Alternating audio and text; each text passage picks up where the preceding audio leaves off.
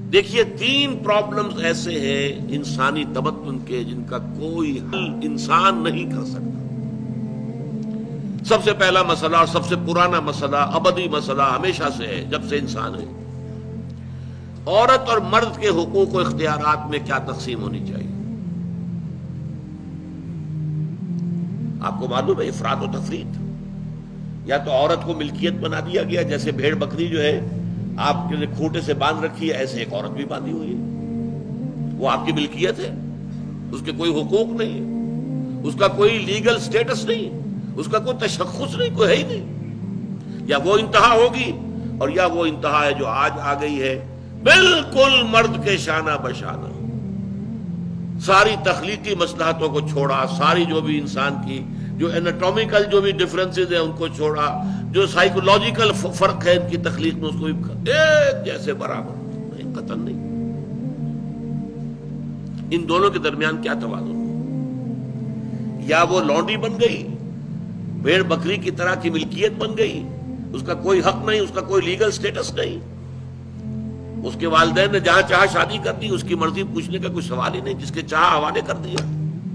وہ آج جو چل رہی ہے ونی کی رسم، وہ عورت کا کیا اختیار اس کے اندر، اس بچیوں کا کیا اختیار ہے؟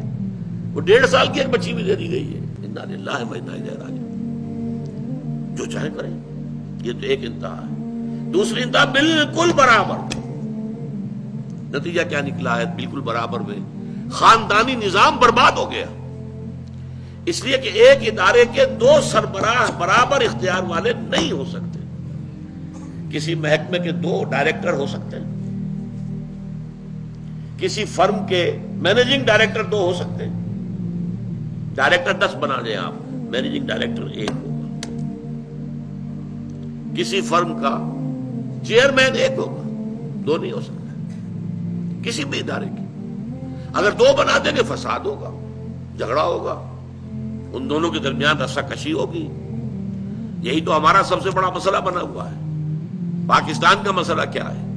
ہم نے پارلیمانی نظام اختیار کیا ہوا ہے، انتہائی بیہودہ نظام، غیر منطقی نظام۔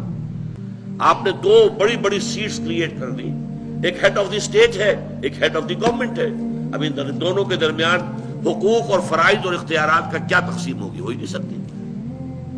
یا سارا کچھ صدر کے پاس جائے گا اور وزیر اعظم جو ہے وہ جونیجو کی مانند وزیر اعظم بن جائے گا، یا سارا کچھ وزیر اعظم کے ہاتھ میں ہوگا اور صدر جو ہے چودھری فضل الہی بن جائے گا، کہ جس کو وہاں ان کی دیواروں پر لکھا گیا تھا رہا کرو انہیں، چودھری فضل الہی کو رہا کرو، یہی ہوگا۔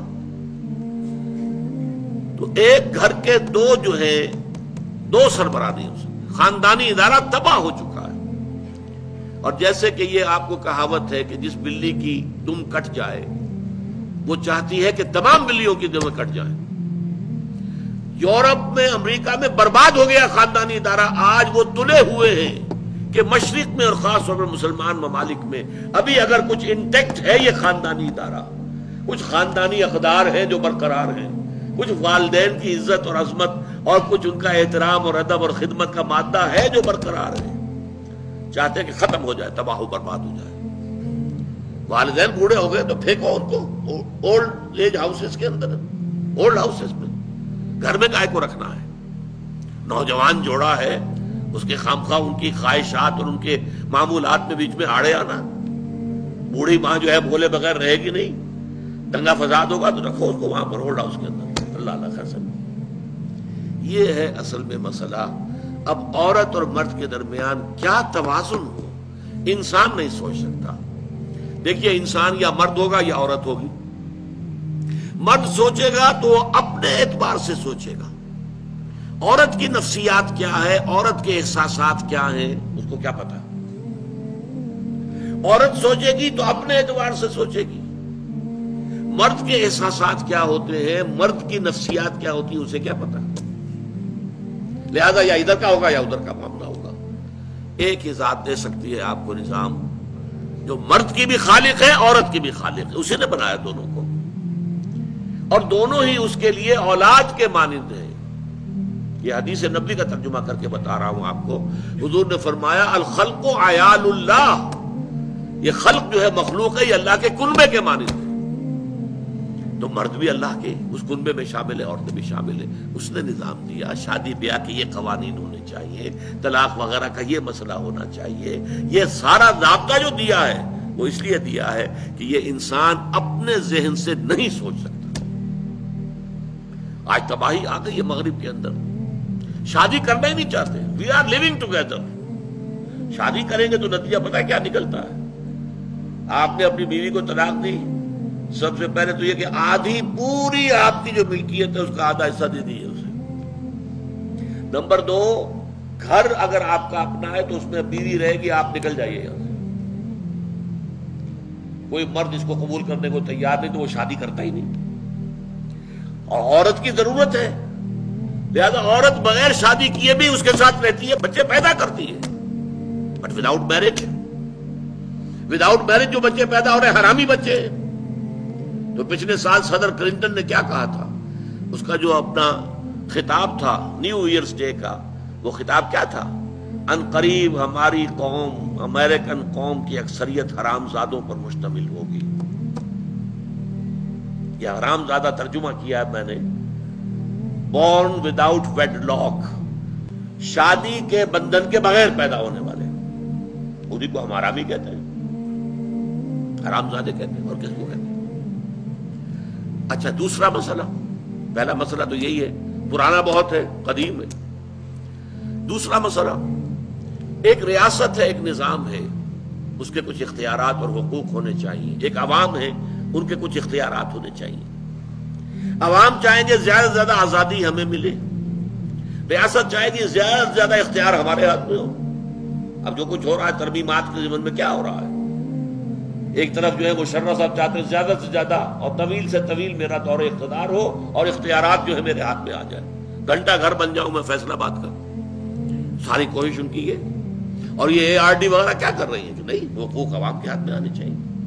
اب اس میں بھی توازن کیا ہو؟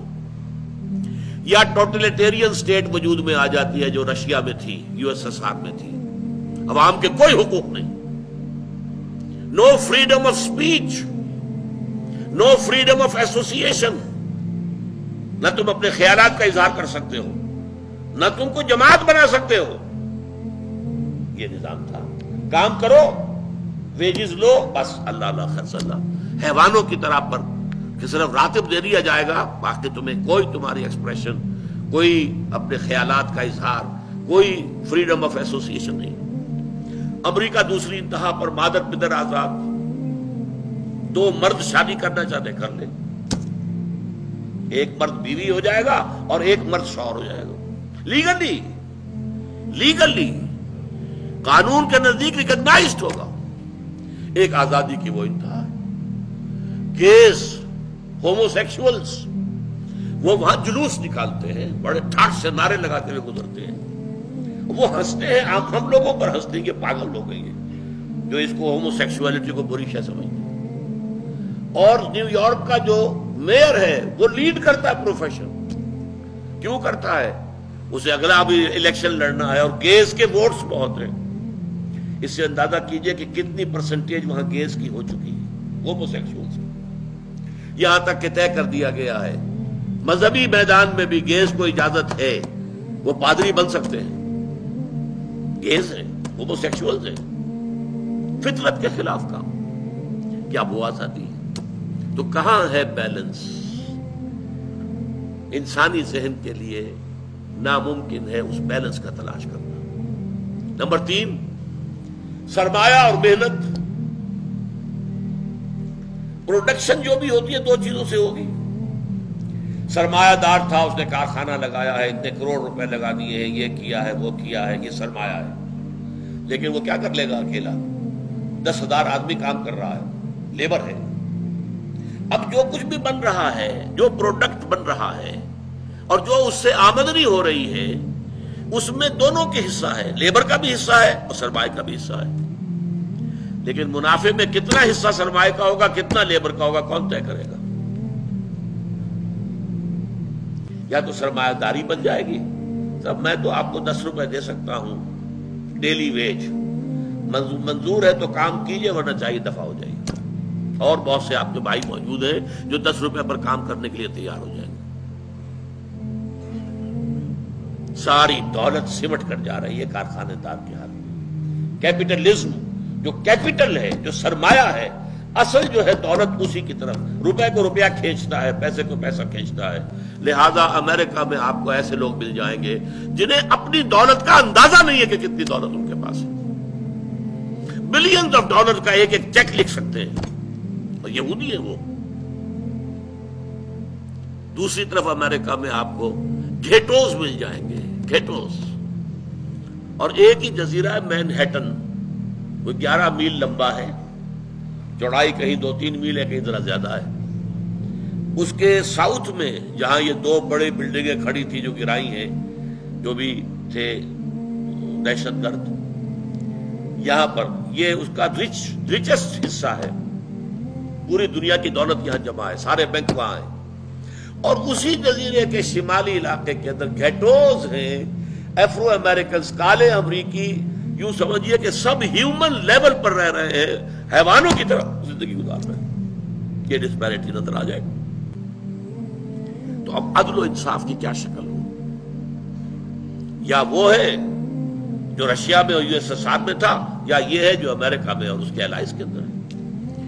یہ ہے وہ مسئلہ جہاں انسان ہاتھ جوڑ کر، گھٹنے ٹیک کر اللہ سے دعا کرنے پر مجبور ہے، اے اللہ تو نے مجھے فطرت سلیمہ بخشی، اے اللہ تو نے مجھے عقل سلیم سے نوازا، اے اللہ میں نے تجھے پہچان لیا کہ کل شکر اور کل ثنا کا مستحق تو ہی ہے، اے اللہ میں نے تجھے پہچان لیا کہ تو تمام جہانوں کا پروردگار اور مالک ہے، اے اللہ میں نے تجھے پہچان لیا جزا و سزا کے دن کا مالک و مختار مطلق تو ہے، اے اللہ میں نے طے کر لیا ہے تیری ہی بندگی کرتا ہوں اور کروں گا، اور تو ہی سے مدد چاہتا رہوں گا، لیکن اے اللہ میں مجبور ہوں، میری عقل جو ہے میرا ساتھ نہیں دیتی، کروں کیا، چلوں کس راستے پر، کون سے راستے پر؟ یہ عملی حصہ ہے دین کا، وہ سارا تھا فکری، نظری، ایمانی حصہ، الحمدللہ رب العالمین الرحمن الرحیم مالک یوم الدین، یہ کیا ہے؟